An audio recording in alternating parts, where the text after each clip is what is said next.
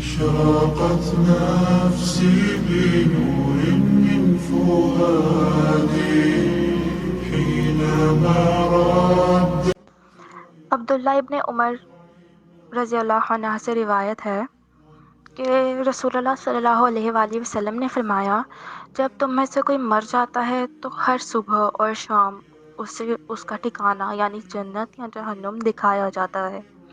اگر وہ جنتی ہو تو جنت میں، اگر جہنمی ہو تو جہنم۔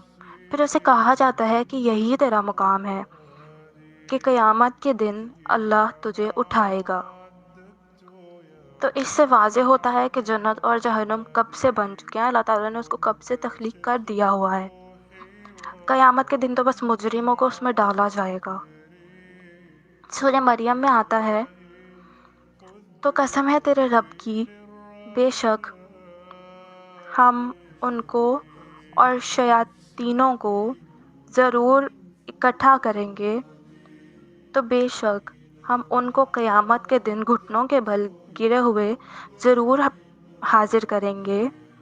پھر بے شک ہم ہر گروہ میں سے اس ہر شخص کو ضرور کھینچ نکالیں گے جو ان میں سے رحمان کے خلاف زیادہ سرکش ہے۔ پھر یقیناً ہم ان لوگوں کو زیادہ جاننے والے ہیں جو اس میں جھونکے جائیں گے، زیادہ حقدار ہیں، یعنی کس کو جہنم اور کس کو جنت میں جانا ہے ہمیں زیادہ بہتر پتہ ہے۔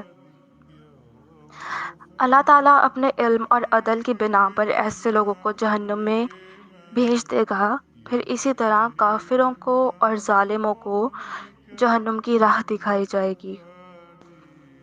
سورۃ النساء میں آتا ہے، بے شک جن لوگوں نے کفر کیا اور ظلم کیا، اللہ کبھی ایسا نہیں کہ ان کو بخشے، اور نہ یہ کہ ان کو سیدھے راستے کی راہ دے سوائے جہنم کی راہ کے، جس میں وہ ہمیشہ رہیں گے، ہمیشہ ہمیشہ۔ اور یہ ہمیشہ سے اللہ پر بہت ہی آسان ہے۔ تو اس سے یہ معلوم ہوتا ہے کہ کفر اور ظلم یعنی شرک ایسی چیزیں ہیں کہ جو انسان کو سیدھا جہنم میں لے جانے والی ہیں۔ اسی طرح مختلف طرح کے جرائم کرنے والے بھی جہنم کی طرف ہانکے جائیں گے۔ بعض مجرموں کو پیاسے ہانکتے ہوئے لے جائیں گے۔ سورہ مریم میں آتا ہے، اور مجرموں کو جہنم کی طرف پیاسے ہانکے لے کر جائیں گے۔ اگر پیاس لگی ہو اور گرمی بھی ہو، اوپر سے حشر کا میدان ہو، سورج سوانح سے قریب ہو اور جہنم کی طرف لے جایا جا رہا ہو، تو اس وقت حالت کیا ہوگی؟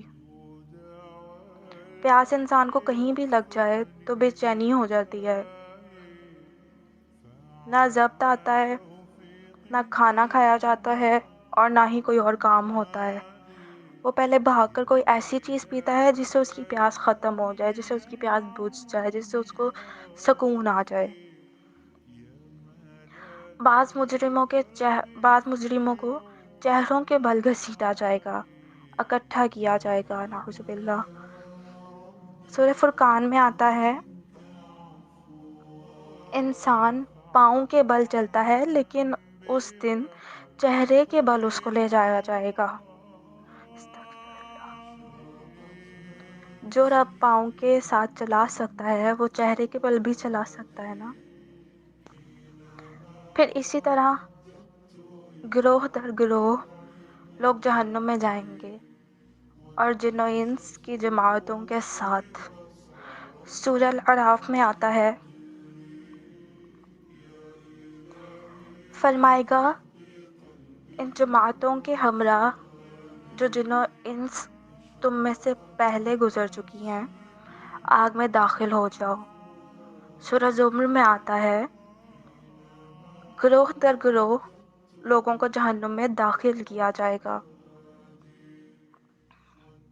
اور وہ لوگ جنہوں نے کفر کیا گروہ در گروہ جہنم میں داخل کیے جائیں گے، یہاں تک کہ جب وہ اس کے پاس آئیں گے تو اس کے دروازے کھولے جائیں گے، یعنی باقاعدہ گیٹس ہوں گے جہنم کے، اور اس کے نگران ان سے کہیں گے کیا تمہارے پاس کچھ رسول نہیں آئے تھے جو تم پر تمہارے رب کی آیات پڑھتے ہوں اور تمہیں اس دن کی ملاقات سے ڈراتے ہوں؟ کہیں گے کیوں نہیں، لیکن عذاب کی بات کافروں پر ثابت ہو گئی۔ کہا جائے گا بس جہنم کے دروازوں میں داخل ہو جاؤ، اس میں ہمیشہ رہنے والوں، تکبر و فساد کرنے والوں کے لیے برا ٹھکانہ ہے۔ اس سے پتہ چلتا ہے کہ تکبر کی ایروگینس انسان کے لیے کتنی ڈینجرس ہے، اور آج کل آلموسٹ ہر کوئی اس میں مبتلا ہے۔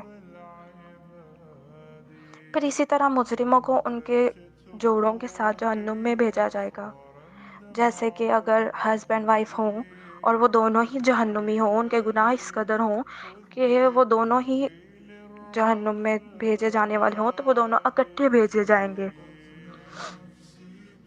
سورہ صفات میں آتا ہے، اللہ تعالیٰ نے فرمایا اکٹھا کرو ان لوگوں کو جنہوں نے ظلم کیا اور ان کے جوڑوں کو، اور جن کی وہ عبادت کیا کرتے تھے، یعنی معبود جن کو وہ پوجا کرتے تھے، اللہ کے سوا، یعنی معبود بھی ساتھ جائیں گے، پھر انہیں جہنم کی راہ کی طرف لے چلو۔ سورہ دخان میں آتا ہے اسے پکڑو، پھر اسے بھڑکتی ہوئی آگ کے درمیان تک دھکیل کے لے جاؤ، سواء الجحیم، اندر تک چھوڑ کے آؤ۔ پھر یہ کہ سختی سے دھکیلا جائے گا، یعنی دھکے مار مار کے۔ سورہ طور میں آتا ہے جس دن انہیں جہنم کی آگ کی طرف دھکیلا جائے گا، سخت دھکیلا جانا یعنی بری طرح دھکیلا جانا، بری طرح بھیجے جائیں گے کیونکہ وہ اندر جانا نہیں چاہیں گے۔ آپ سوچیں گہری کھائی ہو، اوپر سے کوئی دھکا دے دے اور آپ ادھر سے نیچے گریں تو کیا حشر ہوگا۔ یہی ہے وہ آگ جسے تم جھٹلائے تھے۔